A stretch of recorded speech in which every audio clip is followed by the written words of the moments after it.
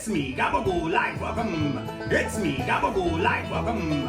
It's me, Gaba Ghoul live, welcome. It's me, Gaba Ghoul live, welcome. That's my opinion!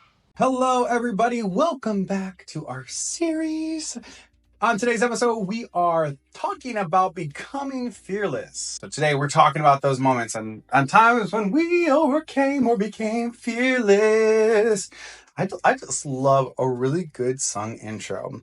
But I have one guest with me to my right. Hello, guest. Would you like to state your name and who you are and why maybe you said yes to this? Well, hello everyone, it's Shay Decay here. And I think, was it one of those just random internet messages? I said, hey.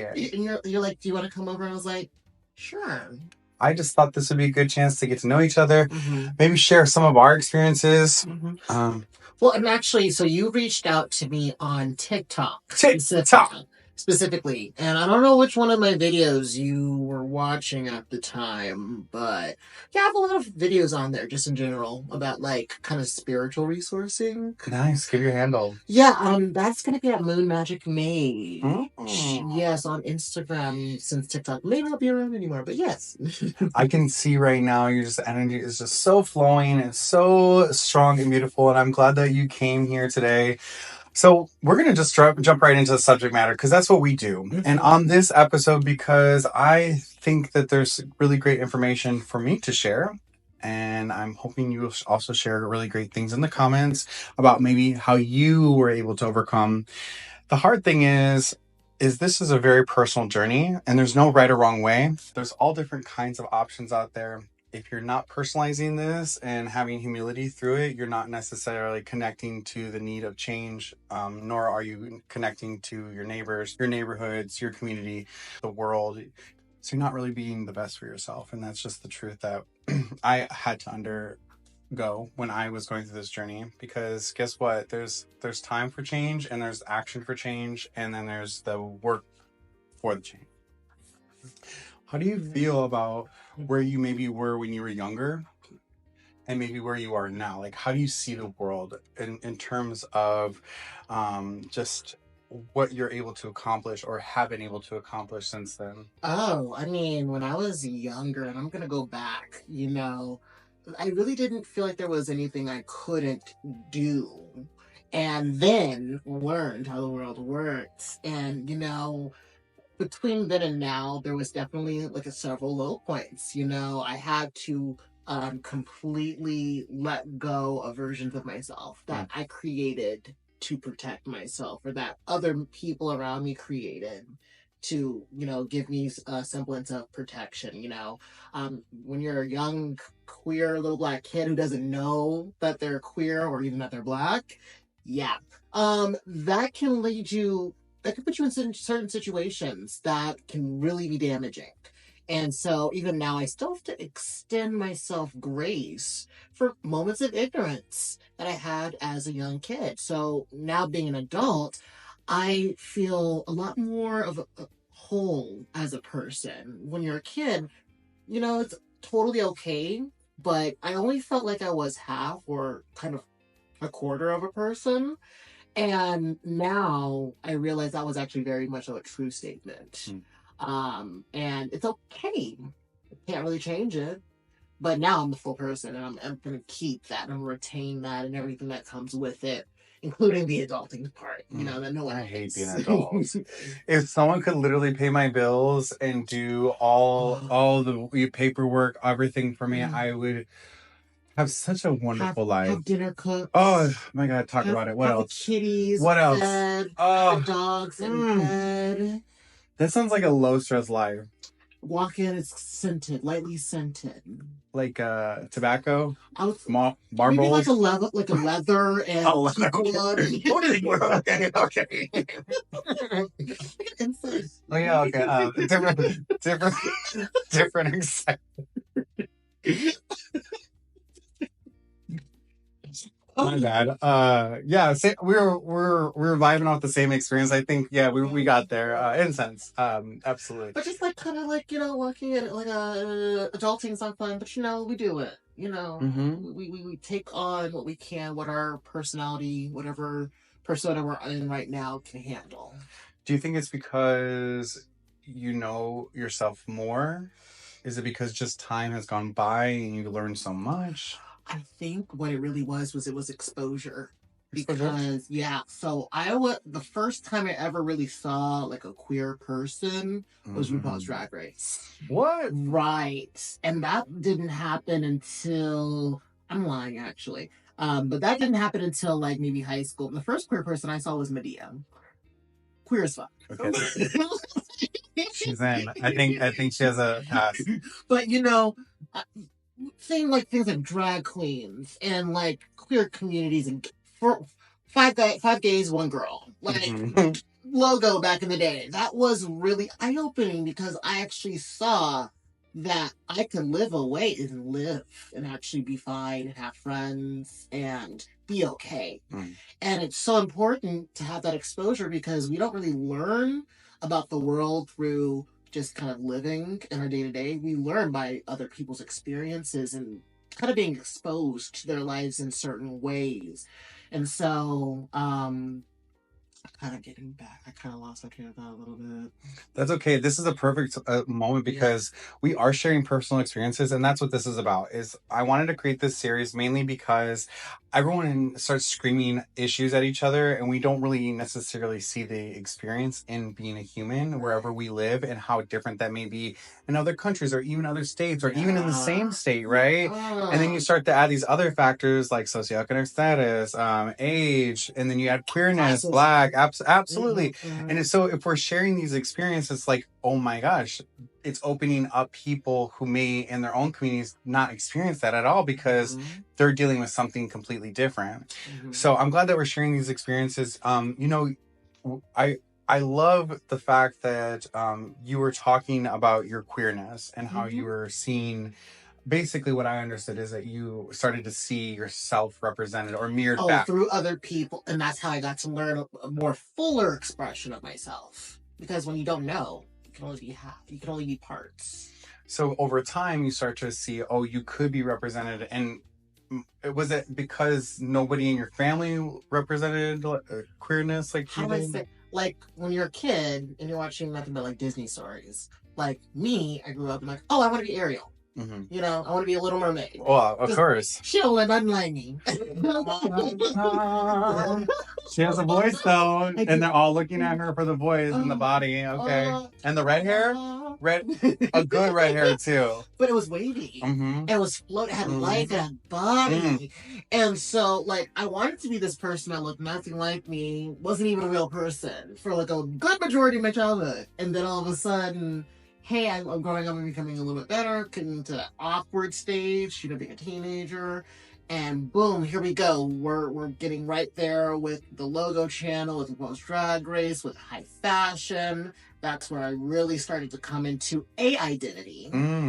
And then from there, we went through stages. So it was like unfolding stages of, okay, I'm a fashion girl. Okay, now I'm a makeup girl. Okay, now I'm just I'm a business connoisseur type of girl. I'm a hospitality girl. I'm a girl that's, in a relationship with someone. And then eventually there becomes a point where you're just by yourself. And that is where it's like, it's not a very comfortable time, but it's that time when you're by yourself where you're actually able to choose who you are going to be, who you're going to wake up as on the next day. And I think the first time I actually did that was as a teenager. And, I will say, it's kind of like, are you going to live your life or not? And I always recommend doing it just because there's so much beauty on the other side. Like, you're missing out. It's scary. It is. But after you make the choice and you stick with it, I'm just saying, it just gets better and better. Then that's where the fearless comes in, because you're like, it feels good. You're choosing you. Exactly. The voices of the naysayers don't live in your day-to-day or in that moment when you're trying to be yours. When you're alone by yourself because everyone else left you, everyone else has gone to sleep, everyone else is minding their own business, right? And you're just sat there And, you know, this is probably a moment when you're sleeping, when you would be sleeping, or you would be doing something different to distract yourself, but you can't. Mm. And so it's in this moment that's kind of uncomfortable, where it's really important for you to make a choice. Am I going to live, or am I just kind of like going to be here? Mm-hmm. And thankfully, most people are going to live. They're going to like, okay, you know what? I don't like this. I'm done. Mm-hmm. They go in through several different phases. They choose several different personas, Mm-hmm. but eventually they will settle on one that they can maintain. Mm-hmm. And I feel like fearlessness really happens when you choose you. So you don't have to necessarily try to find the balance, because the balance is like, what do I feel? What I want? What's speaking to me? What's resonating? Because if it's not resonating with you, and you're feeling like, okay, I have to do this. I got to balance my comfort zone with these other people that I really want to please, Mm-hmm. or this other person I really want to be, or, you know, whatever it is. That's when, you know, the fear comes in, because you're, again, placing your faith, or you're placing your sense of self in the hands of somebody else, Mm-hmm. or someone that's not even around. Right. And you kind of wake up, you're like, this is ridiculous. Mm-hmm. Like, at one point, it becomes ridiculous. Very. And so you then like, okay, I'm going to do this for me. And you might lose a few friends. You might not talk to your certain family members. But if they're really there for you, they'll come around eventually. Keyword eventually. Yeah, I'm definitely the only queer person in my family. I never got to say this earlier, but I am so not the only queer person in my family. What? Yeah, I'm the only out queer person. Oh, okay, well. You know what I mean? I'm like, we all have that one auntie. You know, you give them a wink, like, okay. I'm like, okay, she's really giving Butch Queen. She's You're really giving. You've been with your roommate 22 years. And it's like, you know what? You don't have to wear the dress, because you look good in them. You're wearing them the hell out of them pants. Exactly. You know what I mean? But again, these are things that are queer. Mm-hmm. You know, and other people will feel uncomfortable. Other people might feel triggered, but it's not their life. It's yours. Yeah. That's the boundary right there. That's a sweet spot. You know, you get to really say, "Oh, you don't like it? Cool." I stopped when I was trying to think. You said 13. Was I fearless and overcoming stuff at 13? No, I was so scared, because I was like, whoa, I like this, but also like the good Lord says, don't you dare put that in your mouth. Because of Jesus. So that was confusing. So no, I wasn't fearless then. I was just I will say, I was playing around with 15, I fearless. was 15, 16. So even that's a young age to really be coming into yourself. Especially feeling that friction. Because we all get it. Mm-hmm. You know, that's like, oh, I don't want to do this. Mm-hmm. That's that friction I was talking about earlier. Mm-hmm. It happens. It's natural. That's why teenagers rebel. That is why teenagers rebel, and you can't tell them nothing. You really can. You could try to say, "Don't do it, baby. Don't jump off your mama. Don't be like your mama." Like, don't go out there, okay? You ain't got no shoes on. But if there's a teenager who wants to do it, okay, do it. You know, hey. I was just trying to think, because it took me, I would say, 6 years. I've been really putting in the work about 6 years, and that's because I didn't know about this to myself. But you can go to therapy, and then you can need to go back to therapy, and sometimes you really work on something, and then something comes up, right? So, and it's an ever evolving situation where you constantly have to check in with yourself. Yes to all of that. And I hope you know you're a pioneer, because we're now starting to talk about dating therapist and actually, what the process of seeking mental health services looks like. Because everyone has this idea because of the media, but when it really looks like it's something different. I wanted to go back to that story where you became or overcame fearless. Became fearless or overcame fear in general. It started. I want to say that was recent because I finally went back to therapy. And what I realized was happening, I gained an additional awareness of the fact that there was a younger version of me inside that was reliving a trauma. And my adult self was feeling it and didn't know what to do.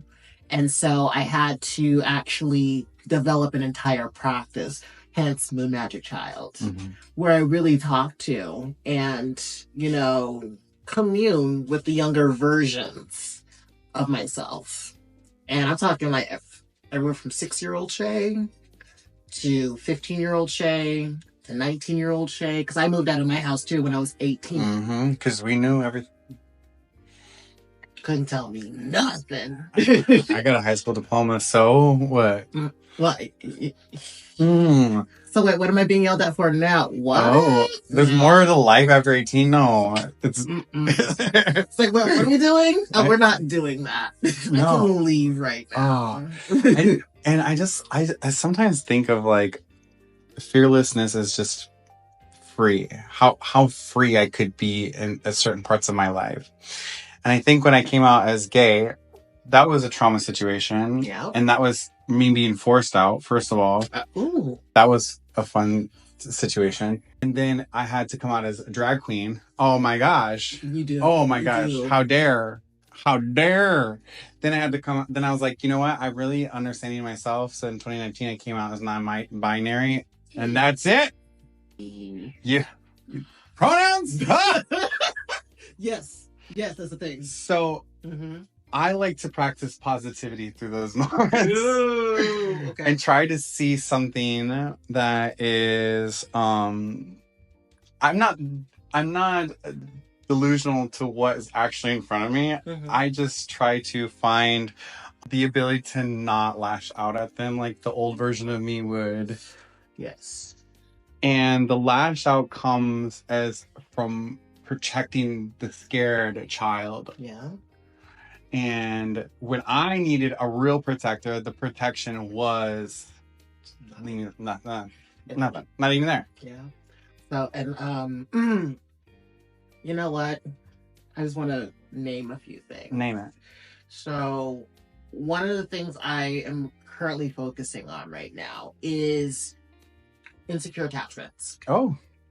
And when you are put in a situation with your caregiver in which they are unable to protect you, unable to soothe you, unable to, explain the outside world, and you're in that fight or flight moment, that's kind of what we experience as adults, as our panic attacks, as our depression.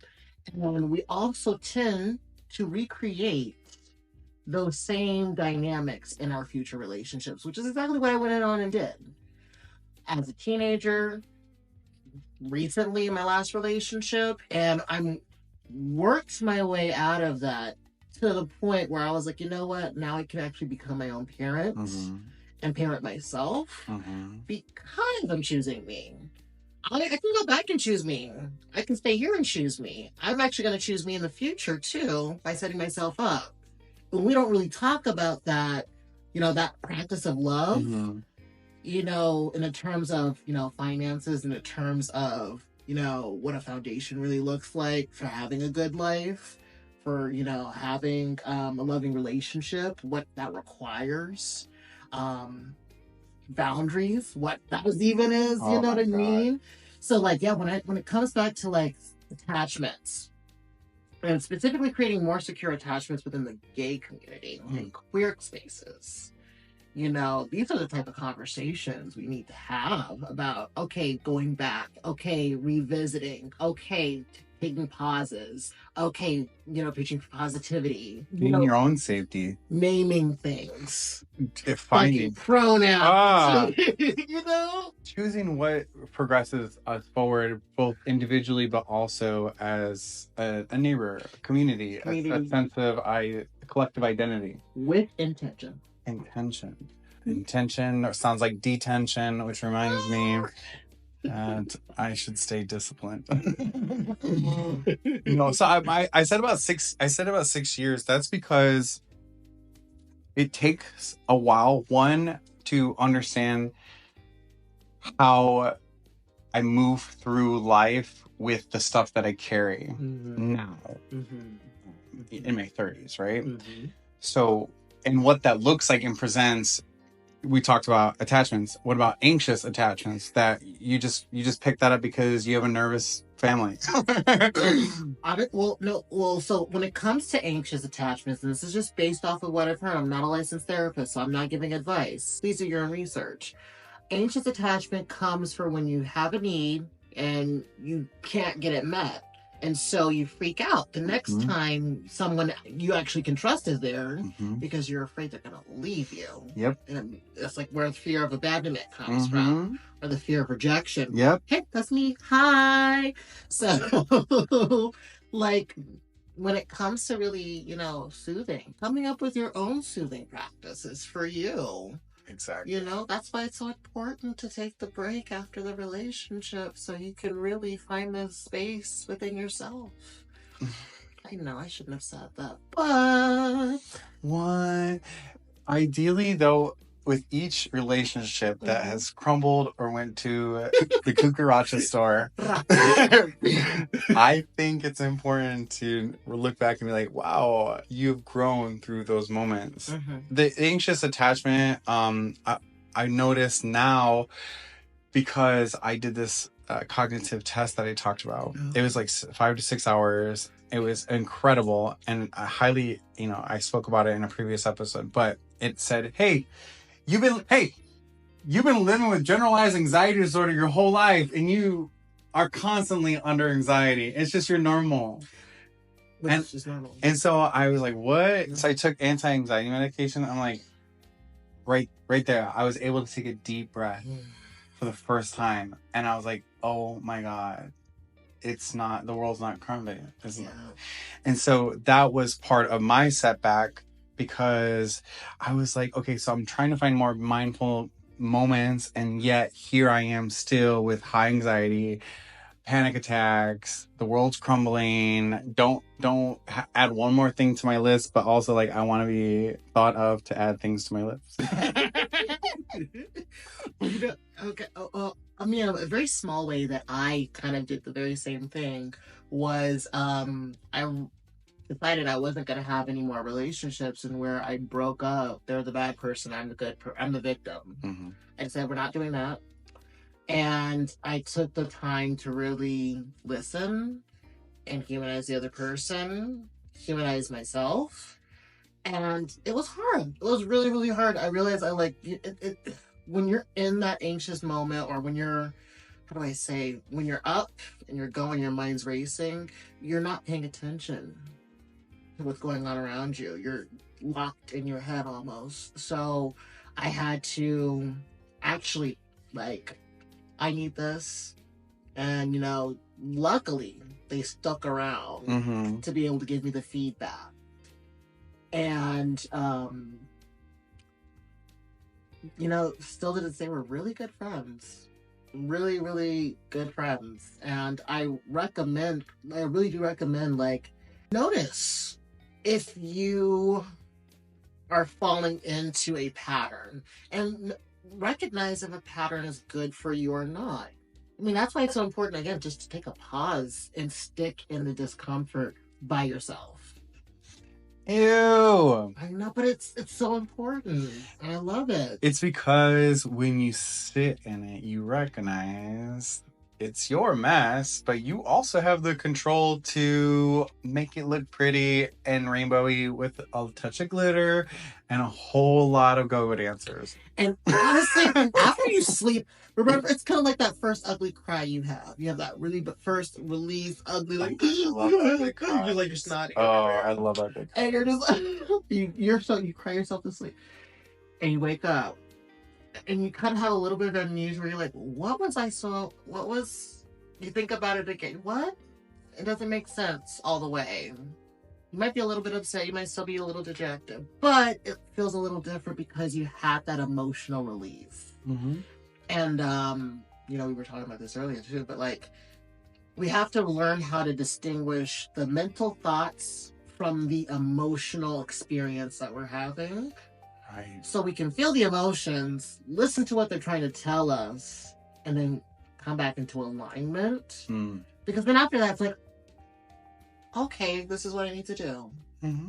It might take some time, which I know that's a luxury that not everyone has. So I say, please don't let it get to that point. Don't let it get there if you can. If you really, I say, if you want to, you can feel free to join me on my podcast where we specifically get into liberation practices, but try to tackle this stuff before it happens. Try to go out and just on a night where you're feeling perfectly fine, go outside, look at the moon, get lost in it, or take a bath, take baths.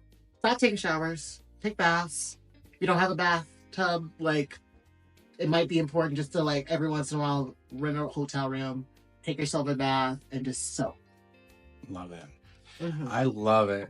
It's sort of finding what works, and there's no mistake when you try to work to be more and more fearless, or wanting to overcome the things that have built barriers or PTSD or whatever traumatic thoughts that is. But to overcome just means practice. Practice returning back to yourself whenever possible. Check in every day, every moment. Okay, maybe not all that time. Every second. Set an alarm while you sleep. Just checking. Well, I'm so glad I got to talk to you. We have one more final thought because I want to wrap all of this up. And remember a time maybe that you weren't as fearless, right? Or that you were just as chaos, there's challenges that were happening. What would you say to that version of yourself to inspire that version to be its most confident self? What would you say to them? Put down the joint, don't smoke weed. Oh, okay. Care to elaborate? Yes, because, it was a crutch. I find that we all have crutches, we all have coping mechanisms, and those often keep us from, really is keeping a sober mind about ourselves. I noticed that I was utilizing marijuana to reduce a certain type of pain that wasn't physical. And it took my mind out of it because, whatever chemical synapses were having in my brain kept me from being able to notice and be aware and stay with me when I needed me. So for me, that's what it's just been lately. We're going to practice a little bit of self-control, and we're going to reserve that for maybe time where we're just with ourselves. And who knows how long that's going to be, because that wasn't always the plan. Usually I would smoke with people just as a very fun, social thing. And then life changed. And I had to change with life. And so that's what I would tell myself.